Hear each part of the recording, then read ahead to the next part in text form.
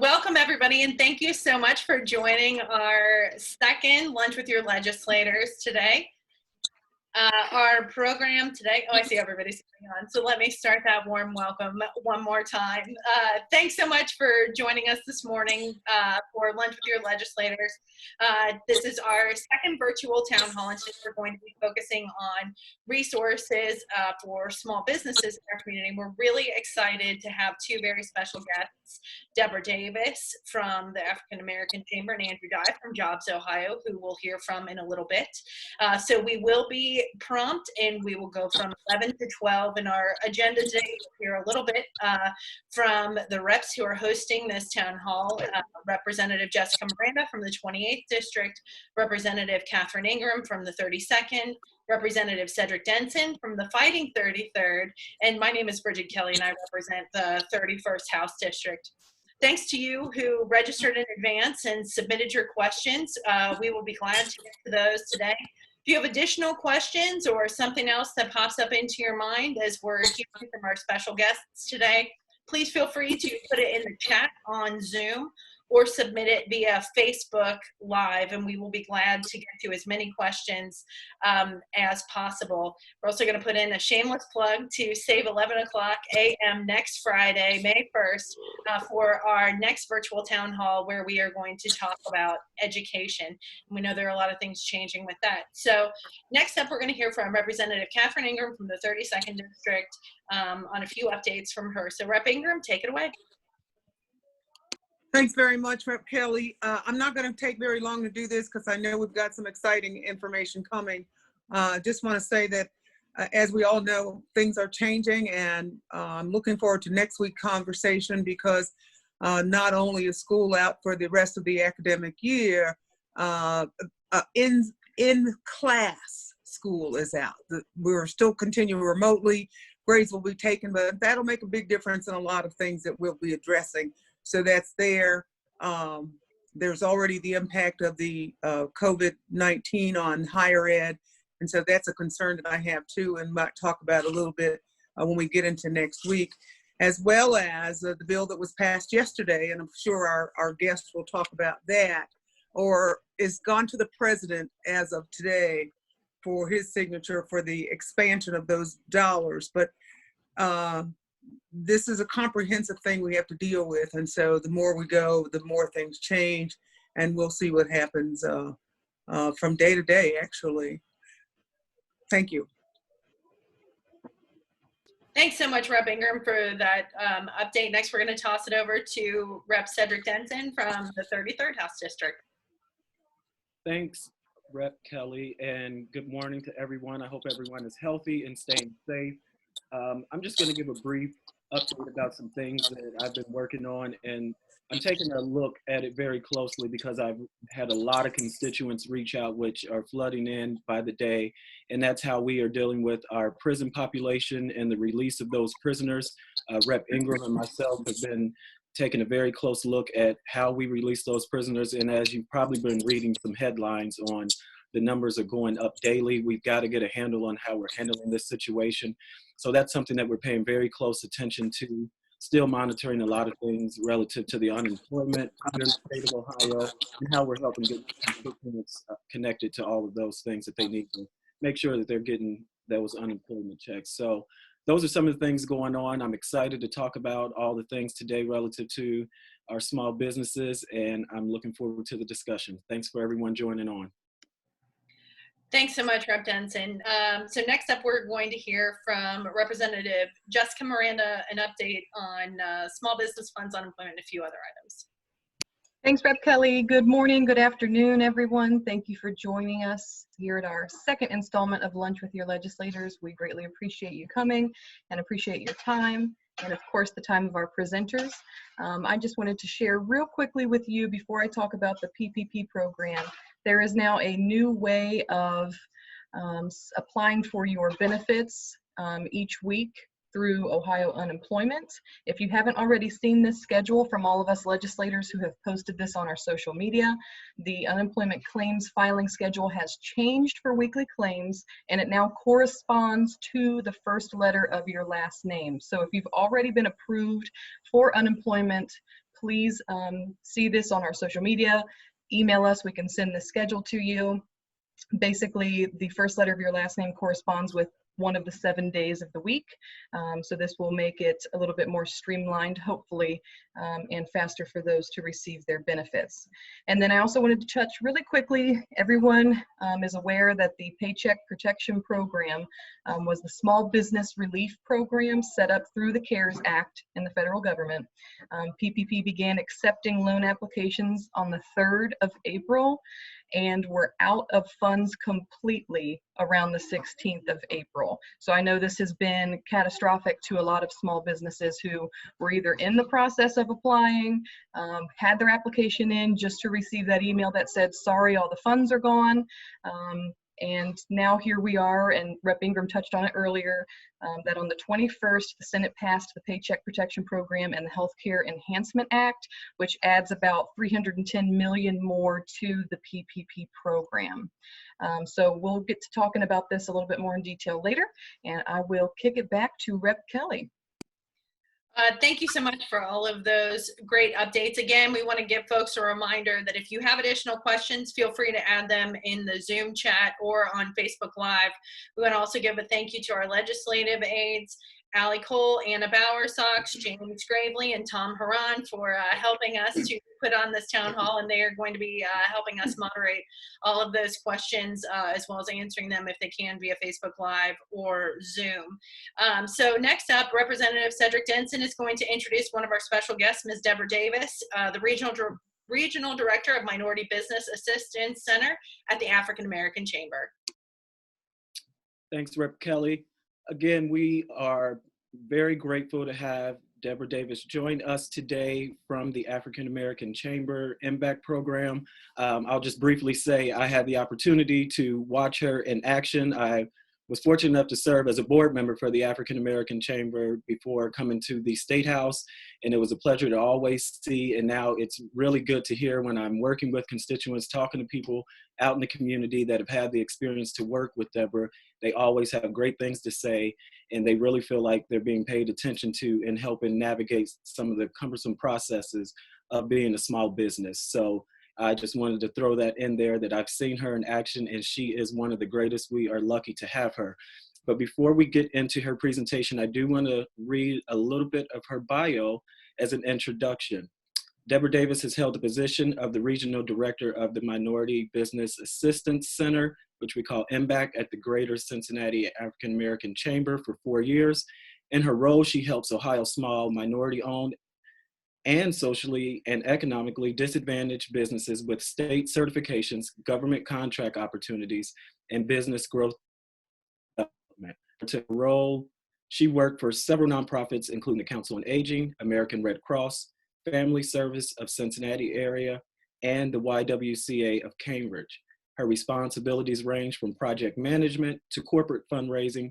Davis's experience allowed her to build strong partnerships with leading Fortune 500 companies, government agencies, and community-based organizations. Ladies and gentlemen, Ms. Deborah Davis. Good morning, and thank you. I want to thank the state representatives, Catherine Ingram, Brigid Kelly, Jessica Miranda, and Sedrick Denson for inviting me to participate in this wonderful town hall meeting today.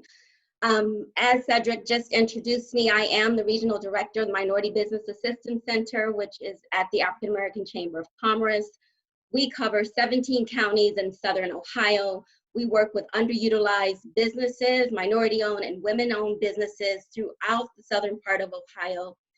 We work with them as far as providing technical assistance. That's anything from certifications, business planning, providing professional development workshops and training. And this is done throughout the state of Ohio. So we are just one of 7 centers across the state of Ohio. And our program falls under the Minority Business Development Division. And so some people may say, well, what have you been doing since the COVID-19 pandemic? You know, are you still operating? Yes, the Minority Business Development Division is operating as before. Our staff is operating remotely.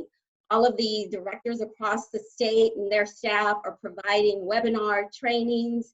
They're also continuing with their educational development training so that we can better serve our constituencies and our businesses that we serve.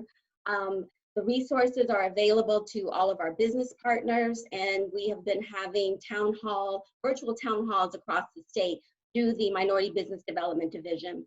So those are just some of the things that we've been doing. I know we'll get into more later on, but so I just wanted to touch base that yes, we are in 17 counties, the MBAC Cincinnati offices, and we are also across the entire state of Ohio under the Minority Business Development Division. So do you want me to continue, or do you have any questions for me, or that? Yeah, I do. We had some questions come in, and thank you for sharing that, because it's always good. There's so many resources out there, and a lot of times people are always trying to figure out where to go and what is specifically going to be helpful to them relative to the type of business that they do.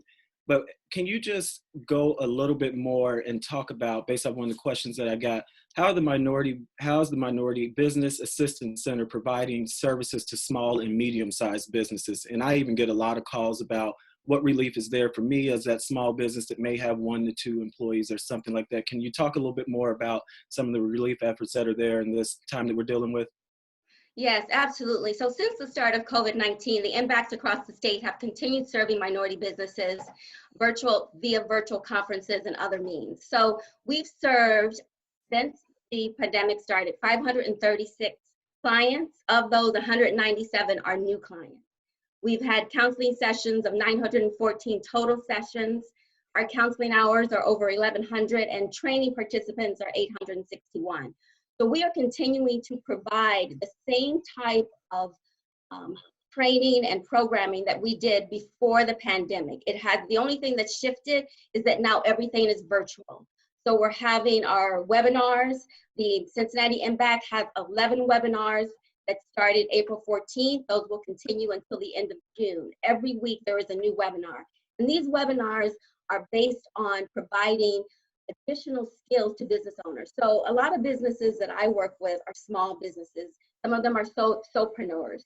And so they don't really have the time or the expertise to sometimes develop their website or to be up to date on how to market their business via social media, or dealing with project management, or even looking at the financials and understanding what the financials mean, the balance sheet, the income statement, the cash flow statement, and things of that nature.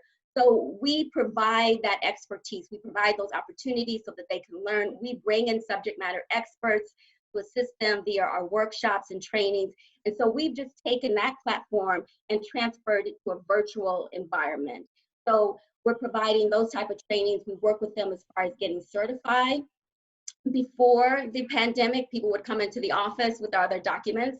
Now they're emailing me their documents, and we're looking at them and reviewing them virtually and having those Zoom conversations or phone conversations and going over those documents in that manner. So nothing has really changed. It's just the manner in which we provide those services has changed due to the fact that we are in this pandemic and we have to stay within our home environment. Thanks for that. And thank you all at the African American Chamber here in Cincinnati. I know the team over there has done a great job of stepping up and really being a leader. I've been on some state calls and I'm hearing constantly Cincinnati being referenced for really leading the way on making sure that we're stepping up and taking care of our small businesses. So we really do appreciate that. Kudos to you all. I know oftentimes a lot of people who may be listening or want to share information with some folks they may know as small businesses that may be in this same boat of trying to figure out where do I go and what is there. Can you talk a little bit about some of the same issues that you're hearing across the board that may just broadly address some concerns that people that may be listening may be experiencing, or just know folks with businesses that are having?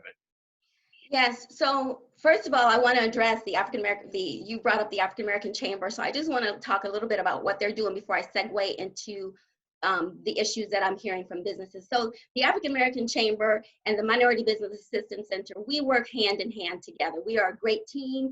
And what the African American Chamber is doing right now is they are also having virtual workshops every week, sometimes 2 to 3 times a week they're having.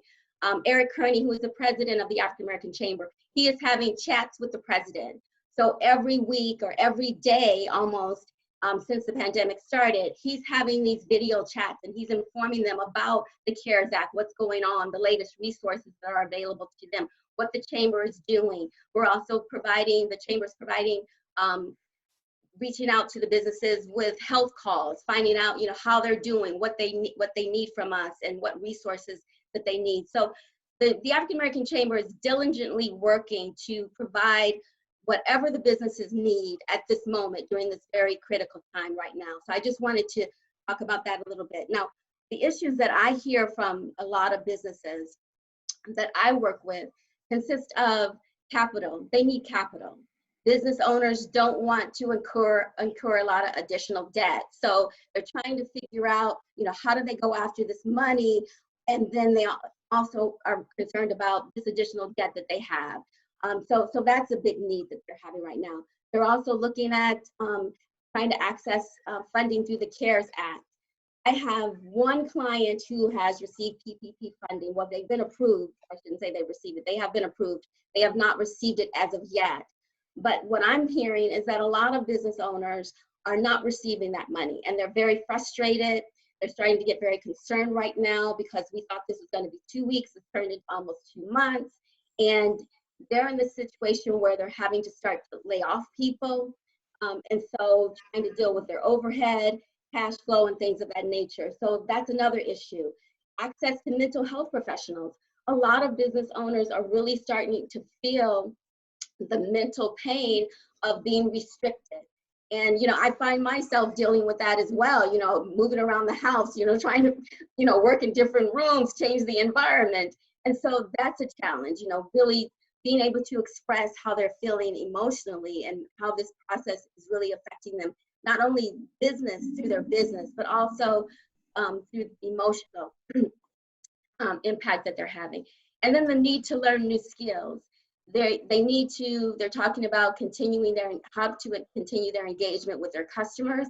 And that comes through their need to understand and learn new skills. So that's why we're having all the webinars that we're having, because they have to pivot, right? They were used to doing one thing, and now they have to pivot. So maybe they didn't have that website before, but now they realize in order to remain relevant and to continue to engage with their customers, they have to pivot, and they have to quickly get up to speed, develop those websites, develop that social media platform, and really start to reach out to their customers in a different way, and also develop that community in a different way. So now maybe partner with businesses that may have been their competitor in the past, but now they're able to partner with them because they can reach more people, or they're providing a different need, or transitioning. Maybe you're in the cleaning business and now you go into the sanitation or the disinfecting business. So learning how to pivot quickly and really be able to stay relevant and engage with their customers. Thanks for that. And it's funny you mentioned about working around the house and having to find different rooms. I'm often getting texts when I'm on Zoom calls because I end up in the most quiet room in the house, which happens to be the closet, and they laugh because I have a 5-year-old, and sometimes he just doesn't understand what working from home means. So exactly. That's something that I could relate to. But to go a little bit in what you're talking about, I really have noticed, even as a legislator and ending up on Zoom calls with folks that I have never met with before, but they're doing great work, and I'm trying to understand more. And so we do find those ways to align as legislators and how we connect with different partners in the community. I really want to look at a situation of, we're saying right now, COVID has actually taught us that we're going to be operating differently in the short term and in the long term, because this has taught us a lot. Can you talk about through what you're doing from your team at the state and just all of your regional directors that you're talking to? Has this influenced the conversation about how you're going to do business long-term, perhaps differently, because you've learned so much through this process? Have you all had those conversations come up about how you may be implementing some different practices or policies going forward? Because we've all learned so much out of this pandemic that we're dealing with. Well, I'll speak to you from the regional director perspective. I can't talk about policies at the state level, but as a regional director, I think that we have all learned that there's another way to connect with our client base. There's another way to provide outreach that we don't always have to have a conference where people come, because sometimes that can be very challenging as well, because we're trying to figure out if we do have a conference, a live conference, you know, what time should we have it? Because some business owners work, you know, late at night, you know, and some business owners don't want to leave their business during the day. So I think what COVID-19 has done for us is really pushed us, like it has our clients, the business owners that we work with, to open up and expand how we provide our services. So I don't think that webinars are going to go away. I think we're going to continue to have webinars. I think we're going to have virtual conferences. We have a conference in Cincinnati, MBAC, every year called Contacts to Contracts. We're looking at taking that virtually now, because we don't know, we usually have that in July. We don't know if we're going to be out of this situation, or the society will be open up again so that we can have conferences. So we're looking at taking that virtually. So I don't think that what we're doing now is going to go away. I think it's just going to enhance our programming and provide different opportunities for us to conduct our outreach and to reach those business owners that may not be able to attend a conference at that specific time. For example, the Cincinnati MBAC, we cover 17 counties throughout Southern Ohio. That's in Appalachia. We work with a lot of farm producers. They're not going to be able to leave their farm at, you know, maybe 10 o'clock in the morning, but they may be able to participate in something at 6 or 7 o'clock at night. So no, in answer to your question, we're not changing what we're doing. We're going to enhance it. We're going to take the lessons that we learned from this pandemic and move forward and provide better programming and a diversified platform, programmatic platform to reach our client base. Thank you for that. I do want to shift a bit because we do have a Facebook Live audience. So I want to shift to a question that just came in from Facebook Live, and it is saying, can you discuss best practices or good advice for businesses at this time? Like if you could give maybe 1 or 2, 3 tips for clients and business owners, that would be helpful. That's great, because I just did a presentation for Enterprise that we have a curriculum. We have our Executive Business Accelerator, and we use their curriculum, and it was the same question. So one of the things you want to look at is you want to look at expanding your market. Okay, so how do you expand your market in this pandemic? So you need to be flexible in order to be sustainable. So you want to shift from your current customers to new customers. For example, like I gave the example of a cleaning business who may clean the residential market. So shifting from that to be providing disinfecting or sterilization services to those businesses that are still open. You also want to look at new ways to deliver your products or services. For example, a hair salon, maybe shifting to provide instructional videos and selling your products. There's a young woman that was in our EBA, Executive Business Accelerator program, Desiree Futel, who has a salon. And she had always thought about building her website and then selling her products online, but that was going to be further down the road. But during this pandemic, she saw that she had to shift that from doing it later to doing it now. So she had to shift to being able to sell her product in order to sustain her business. Also looking at if you're in the travel business, you know, right now, no one can travel, but everyone wants an experience, right? Everyone wants to get out of their home some way. So if you can provide a virtual experience where you take children to Disneyland or Disney World, you take people to Paris or Rome, and you provide them with that experience, and you connect, your business has been connected with that experience. And so when we are able to travel, they're going to think about you. They're going to come to you because you're going to go through not only that travel experience, that virtual travel experience with them, but you're going to provide them with the steps on what it is you're going to do to make their experience, once they're actually able to travel to Italy, how you're going to make that a great experience for them. So providing that as well. And then if you're a retail store, looking at virtual shopping. Maybe you take a virtual image of your your store, and you connect with your clients and you show them, listen, this is what's in the store. If you want something, you can you can go to Google Forms and create like a survey where they can go to the form and say, you know, I want X, Y, and Z, or I saw that shirt in your window or whatever. And then you can provide them with that curbside service, right? Even if you're a home decorator and you want to you know, people are interested in decorating their home. They're at home all the time, they're painting, and they want that inside advice. As a home decorator, you can show them virtually what it is you can do for them and give them those type of tips. So those are some of the things. And then, you know, just being creative and remaining curious, you know, thinking of different ways of providing a service, working with other organizations, working with community organizations, building your community brand. So maybe you're in the landscaping business, well, although I shouldn't say, landscapers are doing great right now. So maybe you're in another business, you're in another business, whatever that may be.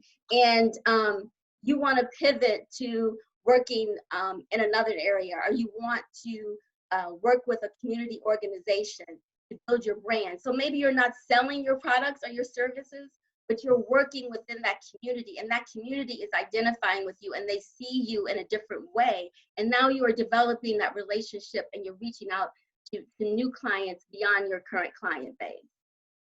Well, that is all helpful information, and thank you for that. And I do want to make sure we're staying on schedule. So I do want to hit a very high note of something real fun to end with, to let folks know that things are just really, even in this dark time we're going through, good things are happening. Could you just briefly share a success story that you've had that just is sort of uplifting, or something that would be worth folks knowing about? Sure. I actually have two success stories, so I'm gonna be real quick. So my first one is Jeff Kewen. They're in Walnut Hills. And I went to visit him maybe a couple weeks ago. I ordered takeout, so I was there. And I talked to him for a moment and asked how he was doing. He said he was doing well, that he had just recently hired 2 full-time employees, and that he had learned from the lessons that he had gone through during the first 2 weeks of the shutdown. So from that, he improved his processes.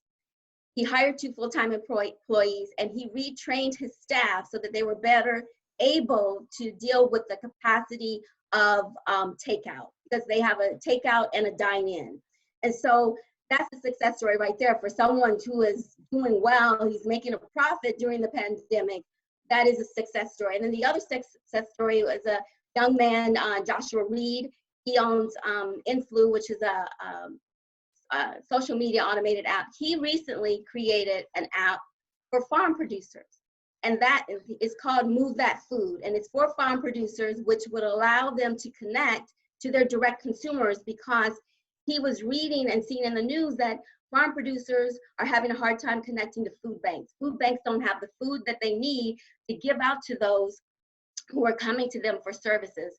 So he has created this app that connects farm producers to food banks. So I think that is a great example of looking at this situation, finding out where the gaps are, and then figuring out how you can fill that gap. So those are my success stories. Great. Well, thank you so much. That's good information. I'm going to ask, if you will, at the bottom of the screen, there's a chat going on. If you could share your information there, and then we'll make sure that we also get one of our folks behind the scenes to share that for the folks watching on Facebook Live as well, so they can contact you if they have any more questions. But thank you so much for all of this. You have given us some great insight to things that are going to be helpful to business owners that may be listening. And we all know someone who is trying to figure out how to navigate these difficult times. So again, thank you. Tell the team over at the Chamber we said hello. Tell Eric Kearney, great job. And we'll also be tuning in to some of the things you all are doing on an ongoing basis. Thanks so much for joining us, Deborah. Well, thank you all for having me. And yes, the African American Chamber and MBAC, we're doing great things. So come and visit us virtually. Thanks so much. Bye-bye. Bye. Thank you so much, Deborah, and thanks so much, Rep. Denson, for leading that really important conversation. And especially, we love to hear about the wins in this. And of course, Just Kewen is a favorite spot for all of the legislators on this call. So next up, Representative Jessica Miranda is going to lead a conversation with Andrew Dye. And so we'll turn it over to her to introduce our next guest. Again, if you have questions, please submit that in the chat on Zoom, or if you're watching on Facebook Live, please put your questions in the comments section there. Thank you so much, Rep. Kelly. Before I introduce our next presenter, Mr. Dye, I just wanted to quickly shout out two other Jobs Ohio folks we have on the line, Tyler Yapel and Phil Greenberg. Thank you so much for joining us. We appreciate you being here. Can everyone hear me okay? All right, good. So Andrew Dye is a managing director at Jobs Ohio, where he oversees strategy, global business development, and research functions. Previously, Andrew worked in the investment banking industry for almost 8 years, and most recently as a vice president at Green Hill & Co., and then Morgan Stanley previous to that in New York and Chicago. And most importantly, what we love about Mr. Dye is that he is a Cincinnati, Ohio native. Andrew graduated from Georgetown University and obtained his master's degree in public administration from the Harvard Kennedy School. And he is here today joining us from Jobs Ohio and going to speak a little about what Jobs Ohio does and what resources they offer to the small business community here in Ohio. So Mr. Dye, take it away. Well, Representative Miranda, thank you for your leadership in organizing this. And thank you, Representatives Denson, Ingram, and Kelly for the opportunity to be with you and what looks like a great group here today. On behalf of Jobs Ohio, again, thank you. We have had to be in an adaptive mode, as all organizations have over the past 2 months.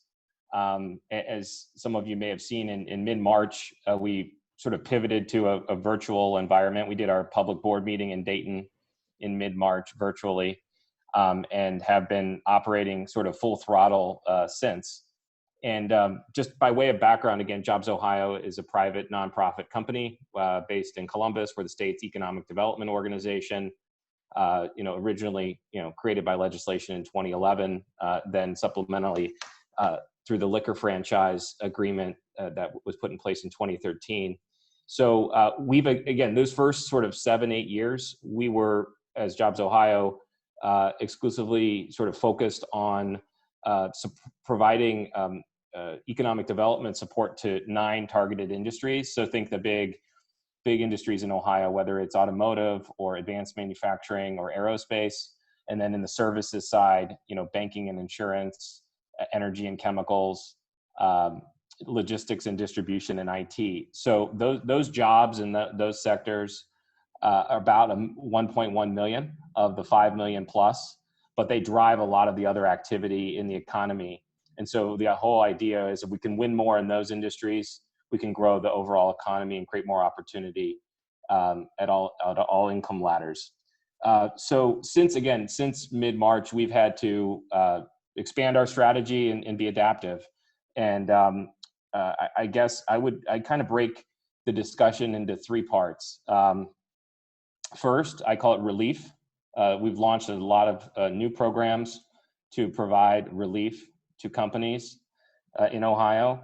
And then the second phase, which we're in the process of moving towards once health conditions warrant, is sort of restart, economic restart. And then the third phase will be economic recovery. So I think, again, if you look back over the past 6 weeks, most of what we've been doing is focused on relief. And we have a 1-page slide that summarizes that.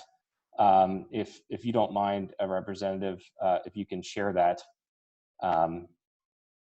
So this will give you a sense for different items that we've been working on.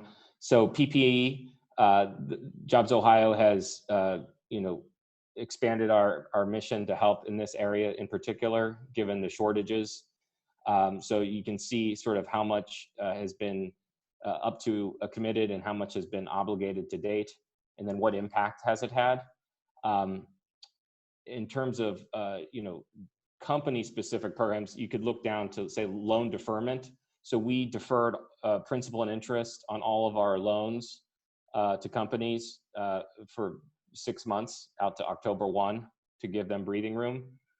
We also implemented a workforce retention loan program that was launched before the SBA's Paycheck Protection Program, again, designed to keep people in their jobs. We've done some things around the state with financial entities. So Appalachian Growth Capital to try to get more low interest loans into Appalachia. And then last week we announced a partnership with a couple banks, one in Marietta, People's Bank, and another First Federal Home Savings Bank, which is big in Defiance and Youngstown. We're in discussions with Ohio's port authorities regarding a potential reserve fund that would allow them to borrow at lower rates and help get more activity going. Again, we could go through these in more detail, but it's been very intense, and we're doing everything we can to try to help provide relief to those who need it. I would say that, again, we are not an island at all. We continue to operate through our 6 regional partners. I'm the JobsOhio representative on the REDI Cincinnati board, and they've continued their work in full thrust to engage with companies in the market, promote the region, and get prepared for restart whenever that may be. So a really great gratitude to the REDI Cincinnati team for their work in Hamilton County and Warren County, Butler, Brown, and Claremont, those 5 counties. So I think, we want to stay in lockstep with, as many ideas as we can get from those who are, interacting with their constituents. So, Representative Miranda and to the broader group, I'm happy to, answer any questions that you have. I think, again, part of my responsibilities is our research team. It's a 4-person team, kind of all, analytical backgrounds, and, a lot of the data is very troubling. Consumer spending drives a lot of Ohio's economy, and obviously finances a lot of local government and state government. And, that's one area to particularly watch, as well as the weekly unemployment claims. So I can go deeper on any of those topics, but why don't I stop there? Thank you, Mr. Dye. And I'm going to keep this slide up here just for a few more minutes. That way folks who are watching live or on the Zoom call can take a deeper look at this. And we'll jump right into the Q&A. So thank you for your presentation. I also neglected in your introduction to mention that you are a REDI Cincinnati board member right here in Hamilton County. So thank you for all you do there with REDI. First question is, how does JobsOhio work with regional and local partners to make sure information about economic development programs are reaching local businesses? And you can speak to that too, specifically here in Hamilton County, if you will. Sure. Yeah, it's got to be a 3-part system to be effective. At the state level, we launched something on our website called Ohio Safe, Ohio Working, and it's a resource portal that we put a lot of things on, everything from research every 48 hours to new programs that are being launched. Our regional partners are disseminating that information, and ultimately the local partners are critical for business retention and expansion calls. I think, statewide, it's probably 1,000 plus now since mid-March. We want to stay close to our customer and support them during the relief phase. And no matter what's on the other side of COVID-19, be prepared to engage on new opportunities. Thank you for that. And we know that, the PPP program, payroll protection program, is, top of mind for a lot of us business owners in our county, as well as around the whole state and around the whole nation. So how and why has JobsOhio played a major role, so to speak, in obtaining PPP on behalf of the state? or PPE, excuse me, and if you would talk a little bit about that. I know you mentioned that a little bit before, but if you would just expand on that. Yeah, again, going back to how we're set up, again, our targeted industries, one of those industries is healthcare. And so, we have a couple staff members who came out of that industry who know that, the global supply chain for PPE.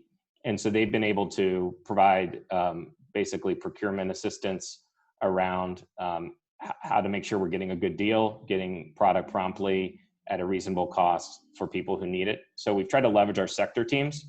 And then we're working in close partnership with the Department of Administrative Services as they chart the broader needs for the state. Thank you. And I apologize, I messed up those two acronyms. This question came from Facebook Live, and that'll help me fix that question I asked, which was the procurement of PPE. So we know that this has been an issue for large and small businesses. So thanks for clearing that up and everything JobsOhio does. We have another live question coming from Facebook that says, can you talk some more about the liquor buyback program and if and how this has been transformative for bars and restaurant owners across the state? Yeah, when the COVID-19 crisis started to accelerate in early March and in mid-March, bars and restaurants had made large purchases ahead of the NCAA tournament, ahead of St. Patrick's Day. And so the JobsOhio Beverage System team worked with, Department of Commerce and other stakeholders to put together, basically a way for those bars and restaurants to put back the inventory to the beverage system and get cash back into those companies. Thank you for that. All right, so we all know reopening the economy is another huge topic that we've been talking about at the state legislature. I've been appointed to the Ohio 2020 Economic Recovery Task Force, and we've had several meetings thus far where we've heard from business owners of a wide array across the state. And I wanted to ask you, what is JobsOhio doing to help the state determine the reopening strategy, and any thoughts that you might have on what reopening the economy looks like and what businesses need to do to be ready for that? Great question. Since mid-March, there have been a lot of businesses that are still operating, the essential industries. And one of the things we've done is studied them. They've pivoted to a new normal, so to speak, and have a lot of best practices in terms of operating safely. So what can we learn from those companies that didn't close and then apply to pieces of the economy that are currently restricted or closed, but that could open soon? So a lot of it's been kind of around corporate safety. There are a lot of good playbooks, representative, that be happy to share. Companies publishing them. Certain companies already had SARS protocols, particularly global ones, from the early 2000s. And, it's going to be, we're kind of thinking it in three buckets: manufacturing and distribution, general office environments, and consumer-facing retail and services. So those three large parts of the economy need, unique thinking. And we've tried to bring our relationships to the table with companies to provide kind of corporate safety input. Thank you. And I'd like to actually kind of switch gears and talk about, if you want to put on your other hat now as your REDI Cincinnati board member, and kind of speak to what you have seen as some of the most important things that businesses either need to be prepared for, or suggestions that you may have in applying for this kind of this payroll protection loan program that has now been replenished, so to speak, and if there's any time constraints on that application that you know of, just to kind of give a little bit of outreach to some of our small business and micro business owners who may be listening either on Facebook Live or on the Zoom call today. Sure. So in that first tranche, so to speak, of SBA PPP loans, I think Ohio companies were total was about 14.1 billion, and the next phase is very significant as well, and hopefully can get money into the pockets of companies that need it with less kind of hurdles. There was such a breakneck pace in the first round. Hopefully that is starting to smooth out. To your question about, REDI, the REDI team does a fantastic job. Kim has kept her team really focused on, their strategy. And I think whether it's in Cincinnati or other parts of the state, I think we're going to see, all companies need to be prepared for their own employee safety and also for the safety of their customers. I saw a study about what they call the contact-free economy. As we phase things back in, it's going to be a new experience for everyone. And I think shown the ability to adapt and learn from what's working. I like to be evidence-based, and if there are companies out there that are doing something that's working, let's make sure everyone knows about it and can bring that to bear in their own environment. Thank you for that. We have one more question here that came in from Facebook Live. It looks like someone's asking, where do we find more resources from or about Jobs Ohio? So like we did with our previous presenter, before you leave, Mr. Dye, if you wouldn't mind posting your contact information in the little Zoom group chat, and then we can send out the contact information to the broader community. But anything else at all that you would like to touch on regarding either REDI Cincinnati, what they do here in Hamilton County, or Jobs Ohio and the broader view of what you do across the entire state would be helpful. And if you'd like, you have about 2.5 more minutes to close on out. Yeah, times like this, communication is so important. And as someone said the other day, communication is not what is said, but is what is understood. And these issues we're dealing with are very complicated. So we need to continue the conversation. Tyler Yapel and Phil Greenberg on our team are full-time in terms of engaging with you and others. And we want to keep that dialogue going deeper and deeper. And we'll just pledge to be transparent. I think our website, we've expanded what's on there significantly, sharing as much as we can on social media. And our president and CIO, JP Nassif, is putting out a lot personally also. So we will get you kind of a full list of ways to connect. And just know that I'm not the only Cincinnatian in Jobs Ohio either. I think there are 5 of us. So there's a Reds Bengals FC Cincinnati, Skyline La Rosa's cohort there, and just good to know. Yeah, just this part of the state is getting a lot of attention, as it should. And I think a good example of that, maybe just to end on a high note, is that early March announcement in Avondale at the Uptown Innovation Corridor.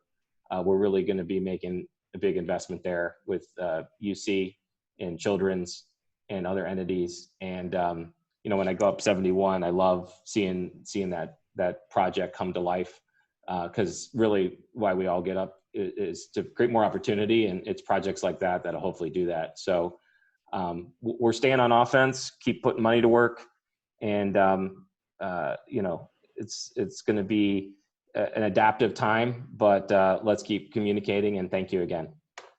Thank you. I appreciate that greatly, and good to know that we have a very, very well represented team in Jobs Ohio. So thank you so much for all you do in both capacities, for all of the hats you wear, and for joining us today.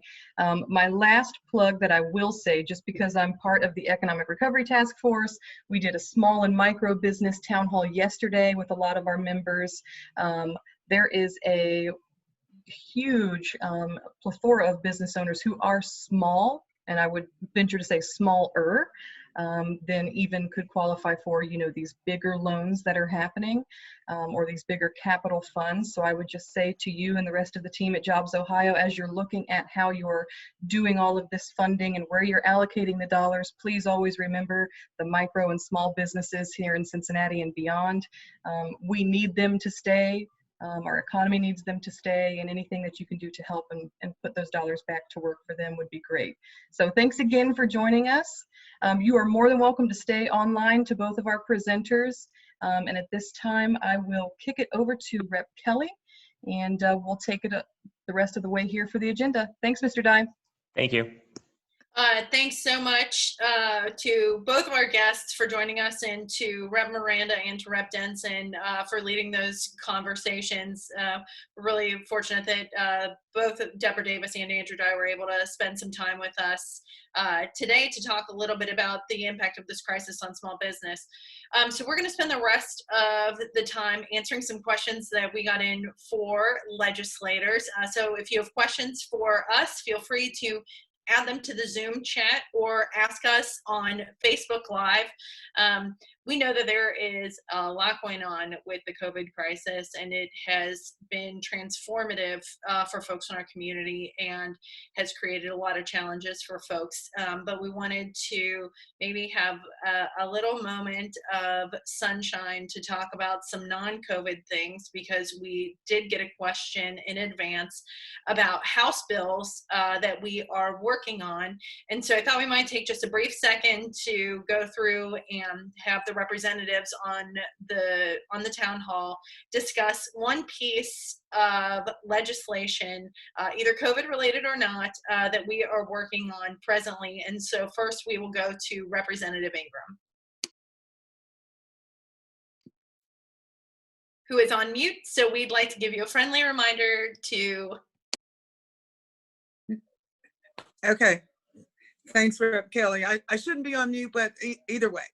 Anyway, the interesting thing about it is that what we do is so intertwined.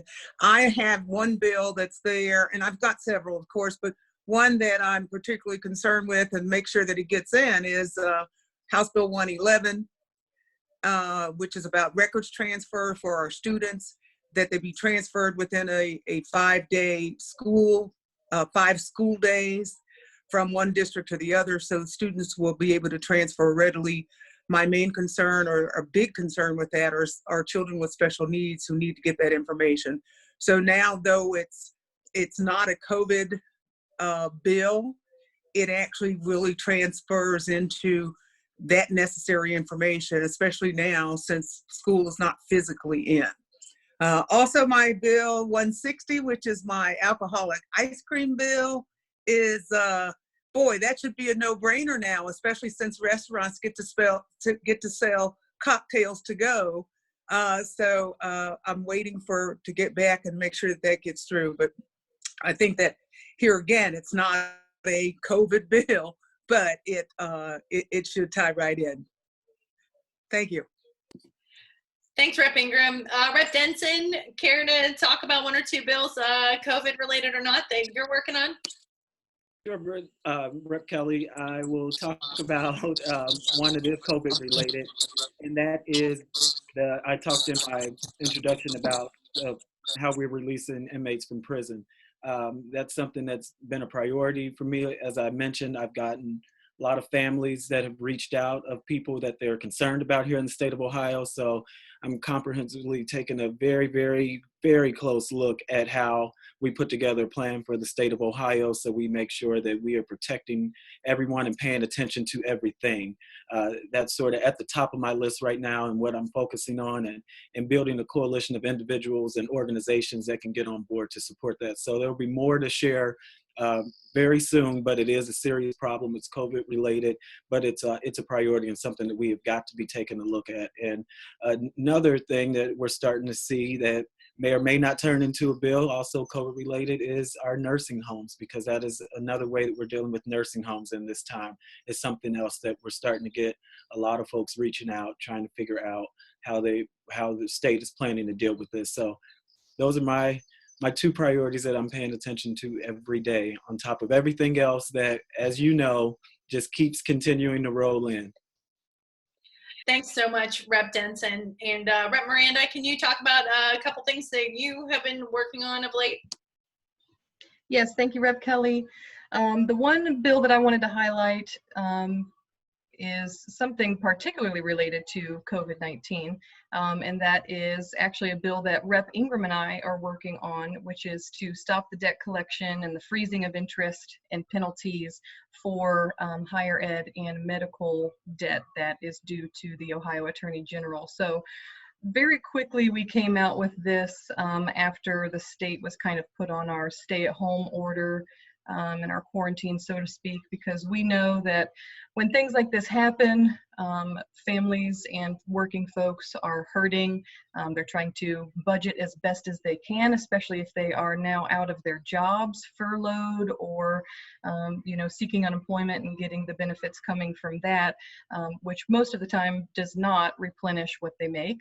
And I know no one enjoys being on unemployment. So Rep. Ingram and I wanted to make sure that we introduced a bill that would definitely assist folks in this situation and give them kind of a halt at this time or a freeze at this time to not have to worry about that debt while we're worrying about our lives and our families and keeping them afloat. So wanted to make sure I highlighted that.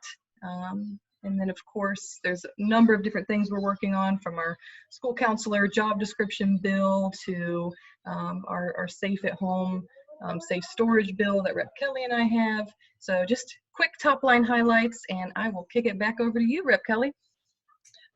Thank you so much. And we'll just give a quick update on two things that we've been working on. The first thing is, as of April 1st, folks are able to purchase their period products without having to pay sales tax. This was a bipartisan effort and something that we had been working on for quite some time. And particularly given the crisis, we want to make sure that these products are more accessible to folks. And so as of April 1st, people can buy, all of their period products sales tax free. The other thing that I just want to highlight, which is not exactly COVID related, but even more important, is House Bill 137, which is an effort between Representative Vitale and myself to ensure that workers in the state of Ohio have access to their pay statements. Ohio is one of only 9 states where employers are required to keep track of pay deductions, etc., but are not necessarily obliged or obligated to share that information with their workers. And so we know that this disproportionately impacts hourly workers and people who live paycheck to paycheck. And so we want to make sure that people have that information and access to that information at all time. And so Rep. Miranda has shown us that virtual town halls are full of adventures, because just like Rep. Denson sometimes ends up hiding in the closet from his 5-year-old, she also has a young person in her house who wants to participate. Yes, I apologize for that. I realized I was not muted after I told her to turn her videos down. So any background noise you're hearing is, the new reality we're living of working from home, especially those of us working from home with young ones. So I apologize for that background noise, but Tori says hi to everybody. Yep. And we'll just give one more reminder before we turn it over to Rep. Ingram. On Monday, we celebrate Workers' Memorial Day. It's a day when we really honor and pay homage to people who've lost their lives when they've been on the job. And we know that there are a lot of dangerous jobs in our communities, but I think that we are seeing now that even jobs that we think might not be so dangerous actually are. So please be kind and give some grace to all of the first responders, healthcare workers, grocery workers, construction folks that are continuing to work throughout this crisis. So we will turn this over now to Representative Ingram to wrap us up.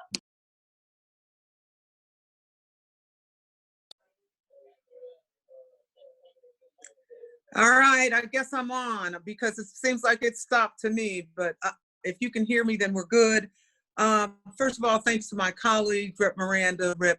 Kelly, and Representative Denson for today. And of course, making sure that we get to say to the people, we're working for you. That's what we do. That's Ohio's promise. And that's what we as Dems are here to say, that we work for you. So if you have any additional information or questions, and you can always ask. I do want to say that there's so much going on. I want to make sure that we treat this crisis as an opportunity to fix some of the things that we already see wrong with education, our report card. We'll talk a bit more about that next week. Also, an opportunity that I just heard this morning to a post-COVID patient wanted to give blood, but he was gay. They told him that he couldn't. The reality is that needs to be fixed. It used to be a time when gay people couldn't give blood for a whole year after they'd had any relationship. Then, because of the crisis, they changed it to 3 months. The doctor said this morning that you could do a test and make sure if a person has HIV and it comes back within 10 days. So here's an opportunity for us to correct something like that. PPE and who gets to purchase, daycares need it. Nursing home folks, not only the people that are at the nursing home, but people who make deliveries to those nursing homes. And as Brigid alluded to, all of those folks that are working on the front line, those folks that are in the grocery store, all of those things need to be done. I applaud the bill from the Congress yesterday. Hopefully we'll be able to pass that. The president will sign it. We'll have those monies. But left out of some of that was what happens with revenue losses from the local governments. We need to figure out how we're going to address that from the state. So I appreciated Andy when he talked about the relief and the restart and the recovery, doing it in those phases, because we've got a lot of work to do. So thank you very much for allowing me to do that and wrap that up a little. And so we'll see you next week. And happy birthday to a former state representative, Alicia Reese, today. And remember, folks, if you haven't done your census, do your census. We are lagging. Cincinnati is actually behind Columbus. Can't believe it. So let's get working. Thanks, Bridge. Thank you all. Have a great afternoon. Dave. See you next week. Thanks.